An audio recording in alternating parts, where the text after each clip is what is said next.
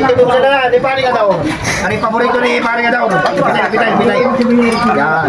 At bago nga pala natin titimusan, binabati ko kakasali, si Ma'am Roxanne at si Sir Cesar. Shoutout nga pala sa lahat ng taga-Bicol. Mga lugar yan, lugar. Sorsogon, Bicol. Shoutout po sa inyo lahat. Ang sinangas ko, titimusan na ni Pari ka daw. Ano pala pa sarap na rin, Mihawaw. ito, paborito na ni Pari ka daw rin. Mihawaw. Di ba, Ray?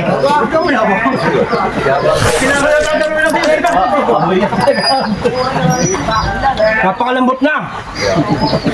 Tama asim, tama alat. Salamat ang sabi ni Pari ka daw. Napakasarap.